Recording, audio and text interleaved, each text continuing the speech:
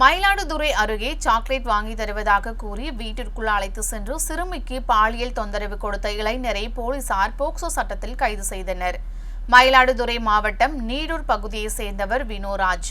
கூலி வேலை செய்யும் இவருக்கு திருமணமாகி 3 வயதில் ஒரு மகன் உள்ளார். இந்நிலையில் வினோராஜ் தெருவில் விளையாடிக் கொண்டிருந்த 5ஆம் வகுப்பு படிக்கும் 9 வயது சிறுமியிடம் சாக்லேட் வாங்கி தருவதாக கூறி வீட்டிற்குள் அழைத்து சென்றுள்ளார். பின்னர் வீட்டிற்குள் சென்றவுடன் வினோராஜ் சிறுமியிடம் பாலியல் சீண்டலில் ஈடுபட்டதாக கூறப்படுகிறது. இதனால் சிறுமி கூச்சலிட்டு அழுது கொண்டே வினோராஜ் வீட்டில் இருந்து வெளியே வந்துள்ளார். பின்னர் சிறுமி நடந்த சம்பவத்தை கூறிய நிலையில் அதனை கேட்டு அதிர்ச்சி அடைந்த பெற்றோர் மயிலாடுதுறை அனைத்து மகளிர் காவல் நிலையத்தில் புகார் அளித்தனர். அந்த புகாரை பெற்றுக்கொண்டு மகளிர் காவல் ஆய்வாளர் சுகந்தி மற்றும் உதவி ஆய்வாளர் சுபஸ்ரீ ஆகியோர் விசாரணை மேற்கொண்டனர்.